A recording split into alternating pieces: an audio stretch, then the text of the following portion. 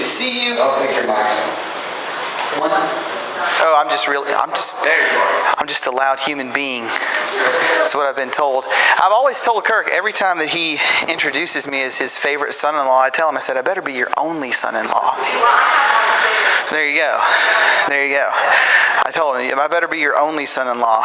That'll be an issue. All right. So real quick before we get started, if you have a mobile phone for the this guy, for immediately after the first session or towards the end of it, I'm going to need you to go to kahootit.com. Yeah, Pam's like, woohoo, teachers use it all the time.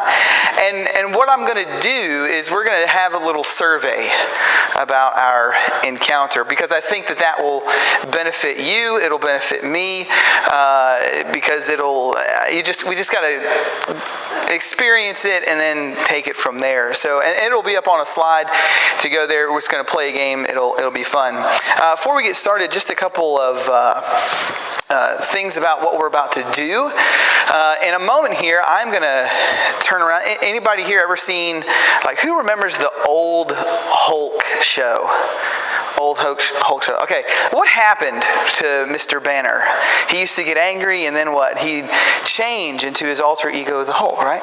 I use that one because I don't want to spoil anything about Infinity War if you haven't seen it.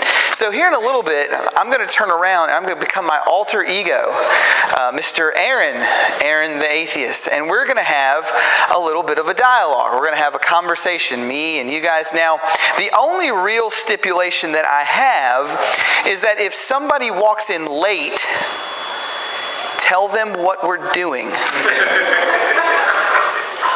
One of my teachers who used to go to Biola University was at chapel one day, and they had a role play. A guy came in, and he was playing the part of a Muslim apologist, and a kid walked in late, and nobody said anything to him, and in the middle of like 1,000 or so students, he yells out, "This is not the house of Allah, this is the house of the one true God."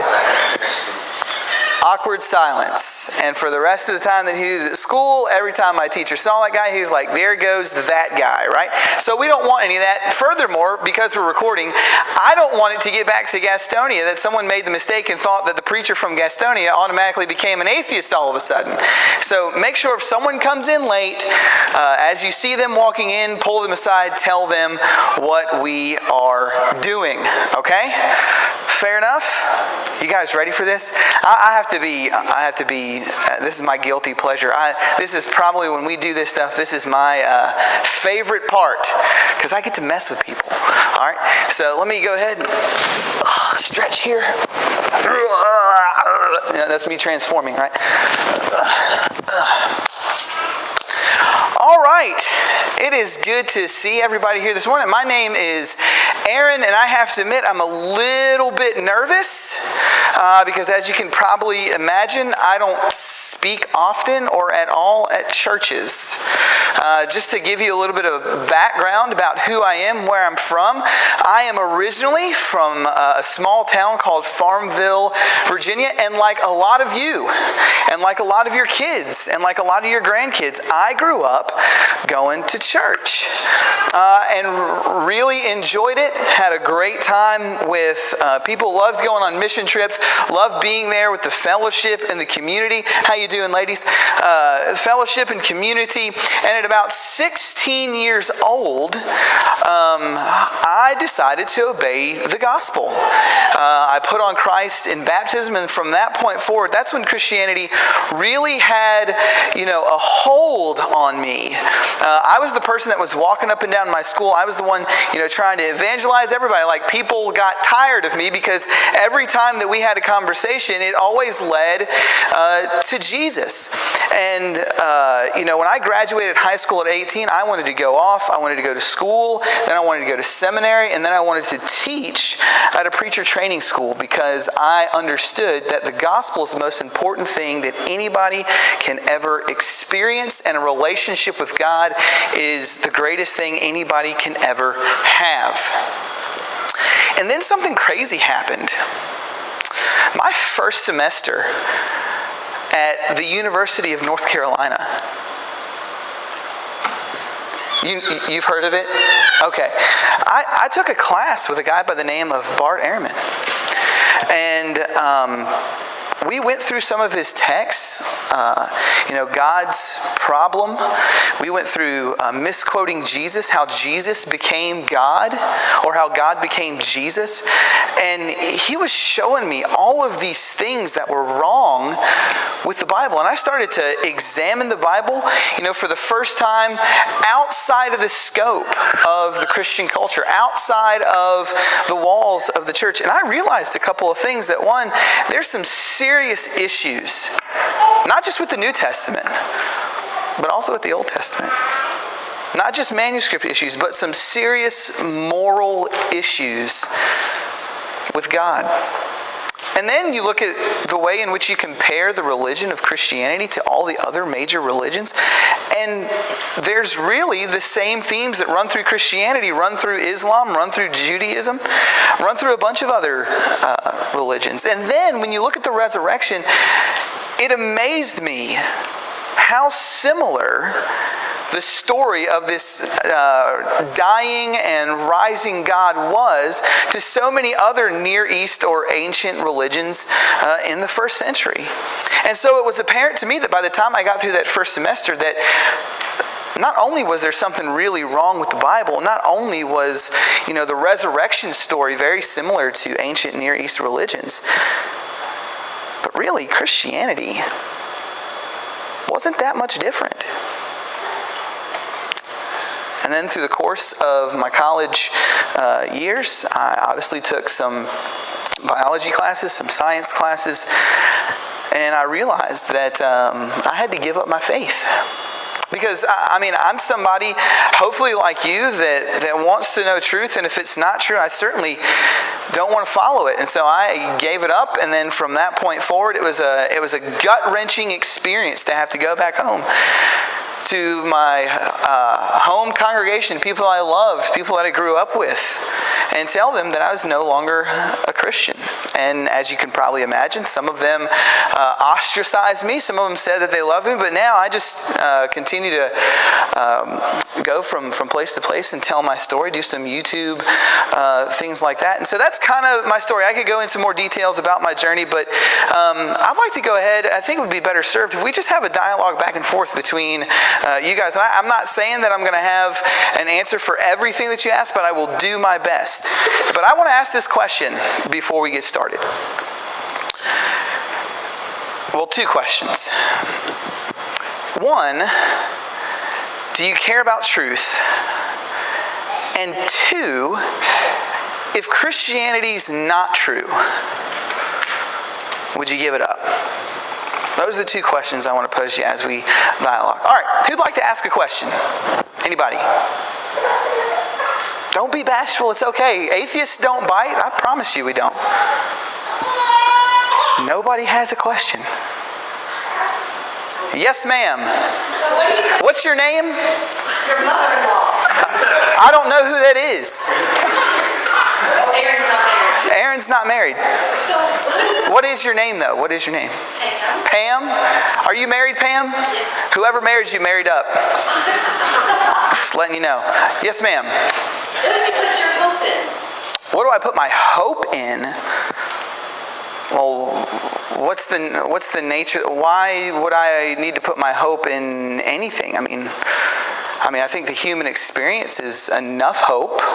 I think the advancement of the human civilization, the advancements we see in technology, the advancement that we see in medicine is certainly things that are helpful for humans, helpful for society. So the advancement of civilization so that the people that come after me can have a better life than I did, for me, that's enough hope, enough reason to live. I got a question. Oh, you're standing up. You're not going to come up here and tackle me, are you?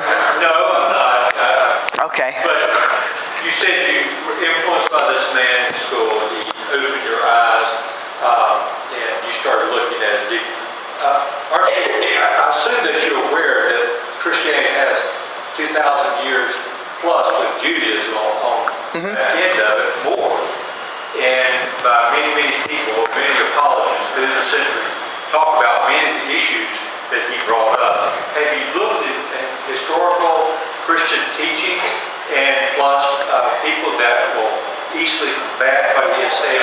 Oh, yes, sir. I certainly have. I certainly don't think that we should simply believe something just because we've been told that by one person, whether that's mom, dad, granddad, grandma, professor, preacher.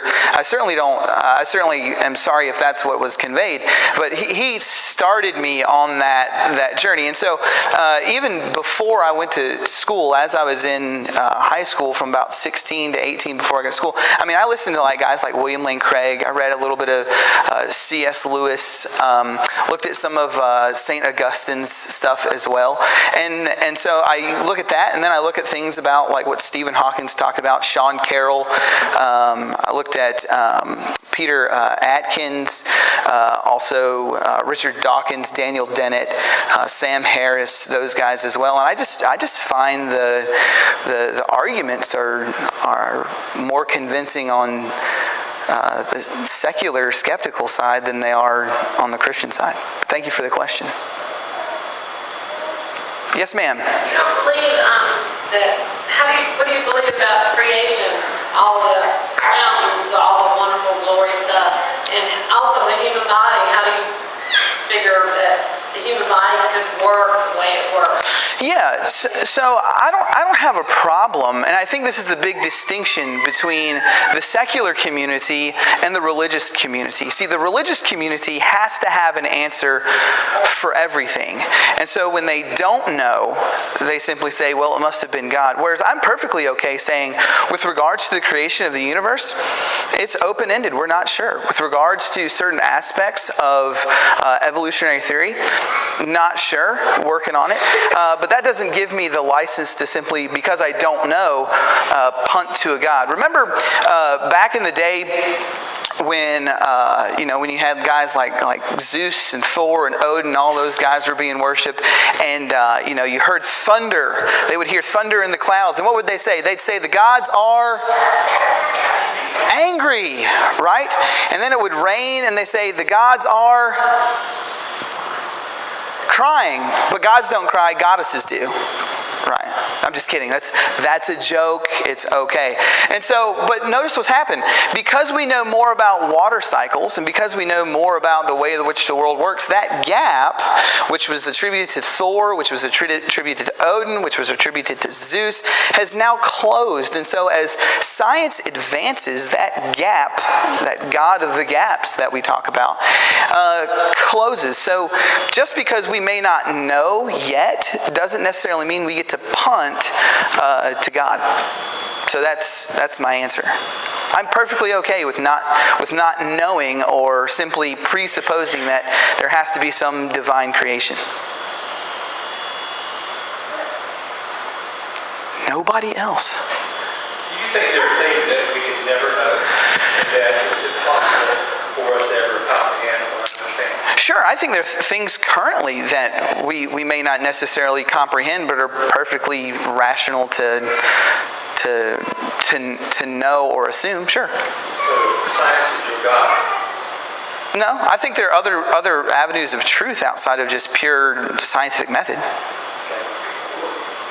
Then possibly that thing that you don't know possibly could be God. That thing that I don't know. Well, I don't.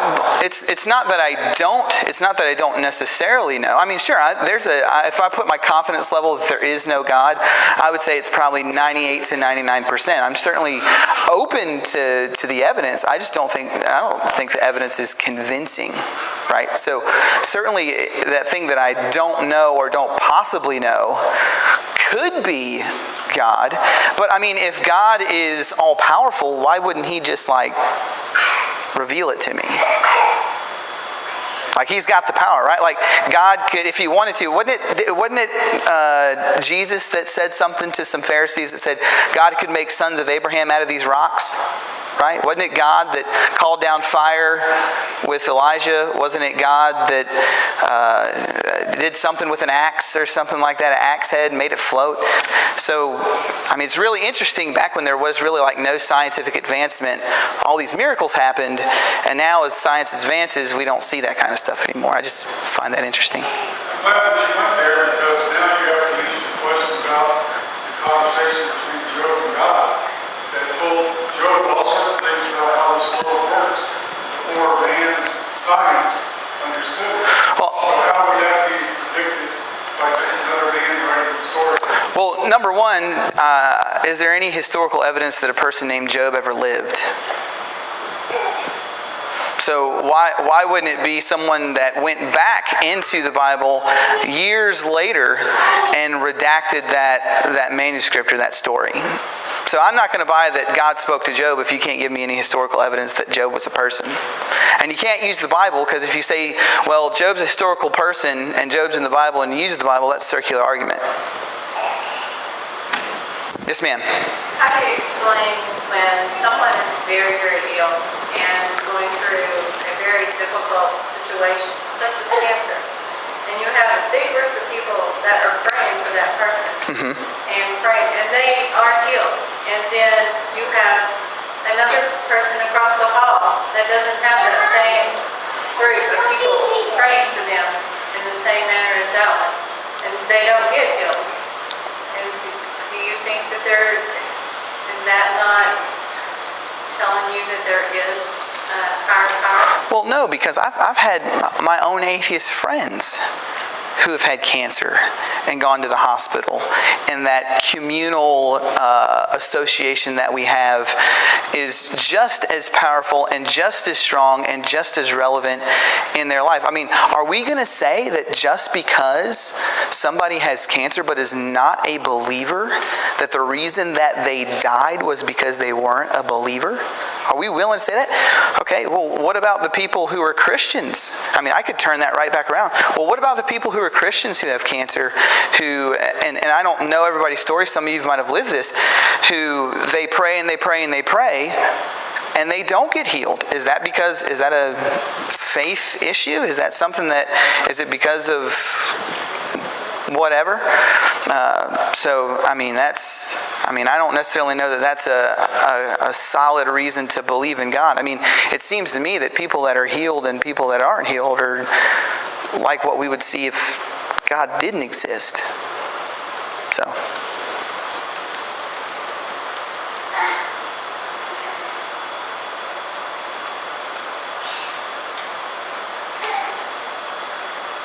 But in some instances, when people do survive terrible illness, and people that have been straddling the fence on whether there is God or not, then they come to believe, come to change their life, come to change their life, and others around them change their lives for the better.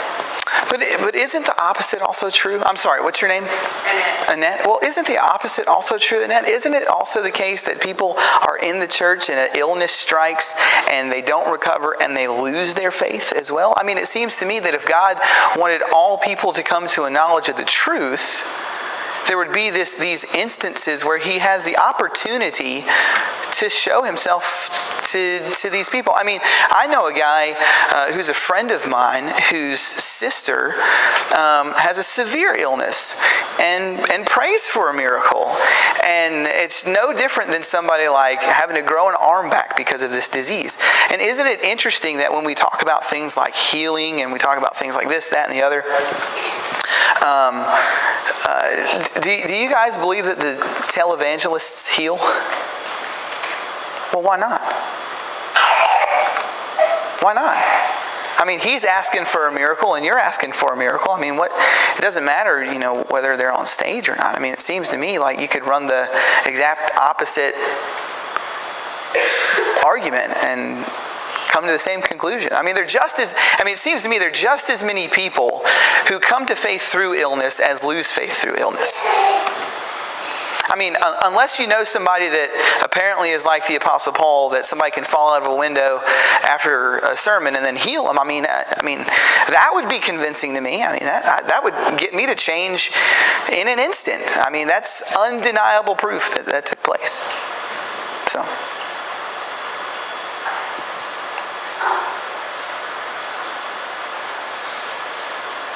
What about the history books? What about the history books? Yeah, I read a lot of history. I've seen what the church has done in history. Inquisitions and all that stuff. The history that they teach in school, colleges, history, all the history that we never saw, George Washington, or that, you believe that?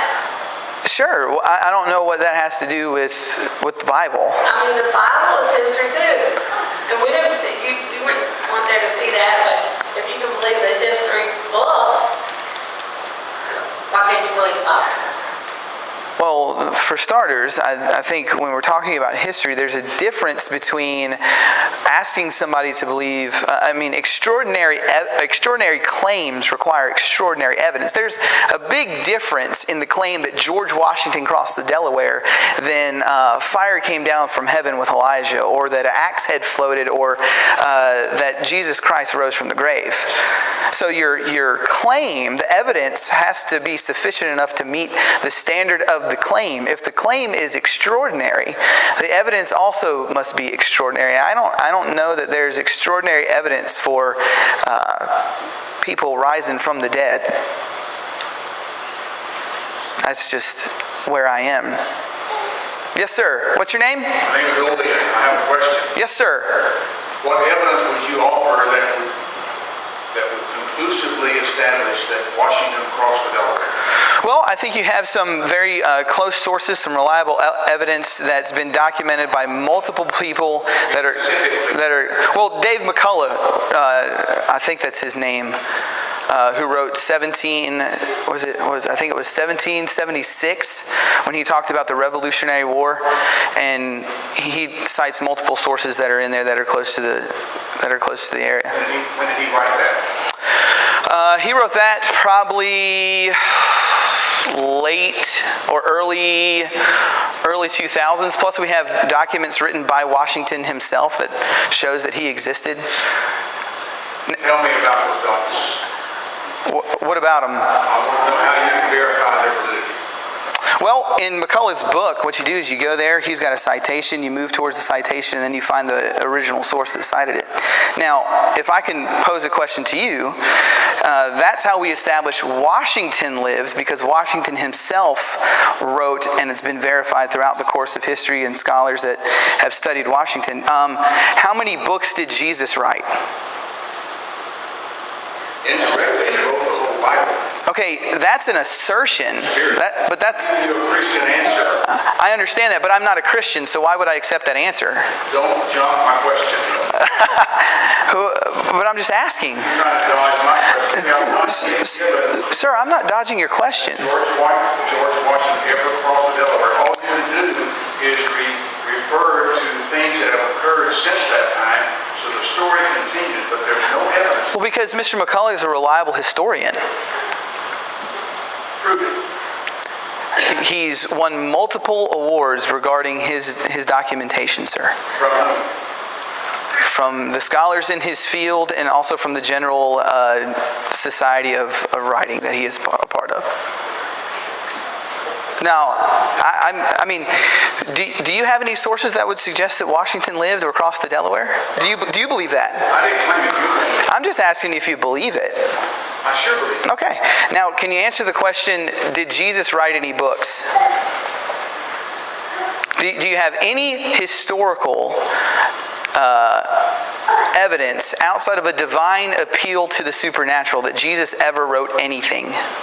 I have the same appeal to my sources as you have to your sources. Not a chance. Not a chance. Did Washington write that story about crossing the Delaware? Certainly he didn't. There are eyewitnesses that were close to that. But we have writings and letters from Washington directly. I'm just asking, did Jesus ever write anything? No. Okay, so you're comparing apples to oranges. You're comparing Washington, who we know wrote documents and letters in the course of battle during the Revolutionary War, to a guy who lived 2,000 years ago that didn't write anything. It's apples to oranges. Yes, sir. It's a good point that there's no eyewitnesses today of George Washington and that they're historical documents. Great point. But there are Roman historians, which were basically, or Jewish historians, which are basically standards from that period that spoke of Jesus, John the Baptist, and the impact that he was making on Jerusalem during that time. Another thing I think of, when you're trying to establish the validity of a historical figure or something that might have happened, you would have to consider the impact on society. In other words, if you break a dam and it floods through a valley and wipes out a town, you ask why, and you can see that there was something in that town that is the flood. Okay, I'll let you finish. So it is in this situation. You look at a great impact not only in the Middle East, but around the world of people that gave their lives, that taught and lived a life. I know that doesn't establish it conclusively, but it is evidence that there was something worth these people giving their lives and moving forward. So it is a testimony, but if you put all that stuff together, those things are just as valid. And there's more things outside, I don't want to take it time, that I could bring up that are just as valid as your citing of David McCullough's work from. Well, I have 2 points. Number one, I'm not saying that Jesus, it seems that there's a presupposition, and I might be presupposing a presupposition here, as if that I believe that Jesus was a historical figure or didn't have a great impact on the society or culture of then and now. I'm not presupposing, I'm certainly not making that claim. My claim is I don't believe that the resurrection was a historical event. So those are two different things. But secondly, to your point about significance and impact of the culture, the impact of a specific worldview on a culture does not prove its validity. So, for instance, if atheism in the next 20 years ended up being the most widely held position of everybody in the world, would anybody here say that it's more valid than Christianity? Well, I don't think so. We're switching the concern. We were talking about existence, and you switched to... No. I said that the resurrection's not a historical event. Now, the gentleman here talked about the existence. I'm simply saying I don't believe the evidence for people rising from the dead, I don't believe is convincing. Now, with regards to the existence of Jesus, I'm more than happy to see that Jesus was a historical figure.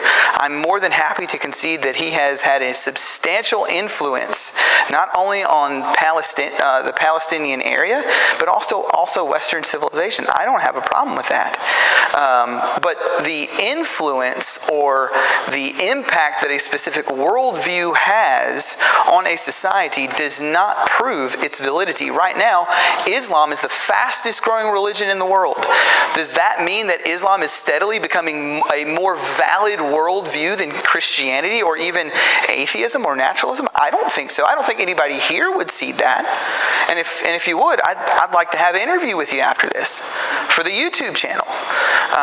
Certainly. So I see what you're saying, but I don't necessarily know that that's the full thrust. I completely grant that Christianity has had an impact on Western civilization in the world. I'm not going to say that it hasn't.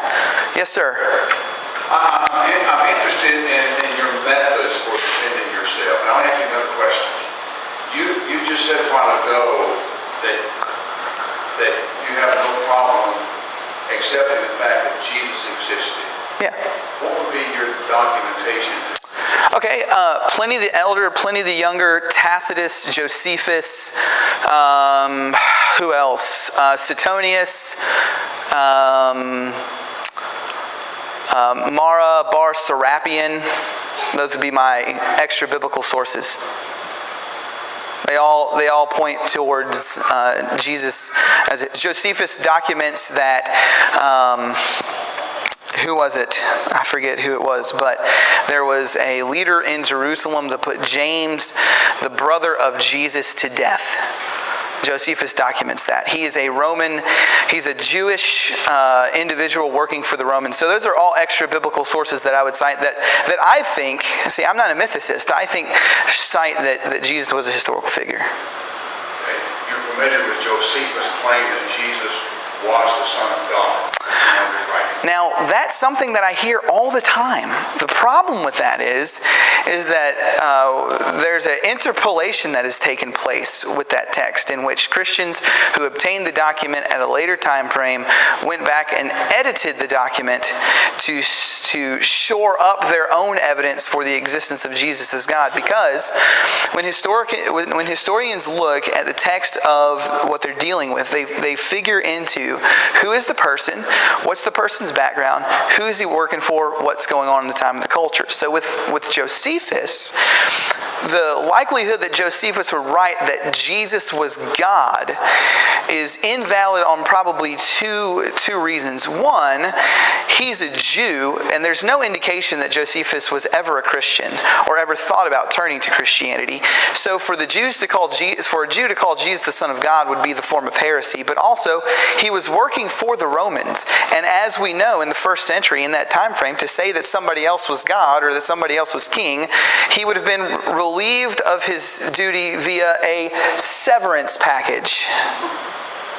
So those are two reasons why a lot of historians believe that that's an interpolation later down the line. Okay. I understand the division between the two views of Josephus, but what is your documentation that says that the one that you've espoused here is the right one and the other one's not the right one? What do you mean? That one... You just mentioned that some people took Josephus' writings and interpolated them. Yes. On the basis of the cultural time in which Josephus was set and his religious and secular background. That's not documentation, that's just logic. Well, I'll take logic too for 200.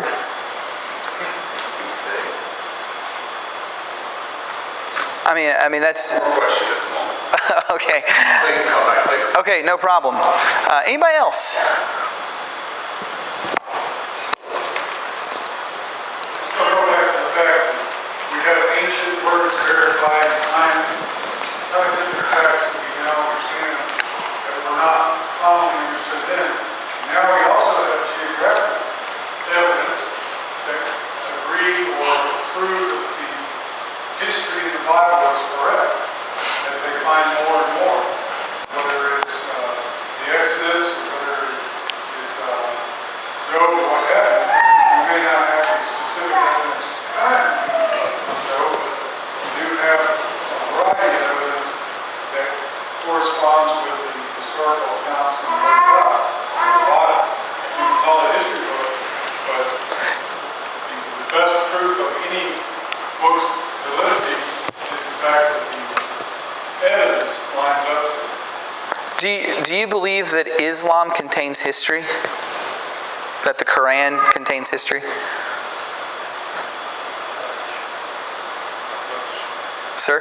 Do you believe that... I said sure. Okay, so do you accept then that the Quran is a divinely inspired book? It doesn't have, no, I do not. Okay. It doesn't have the same, as we talked a minute ago about who the author is versus the men, as the tools.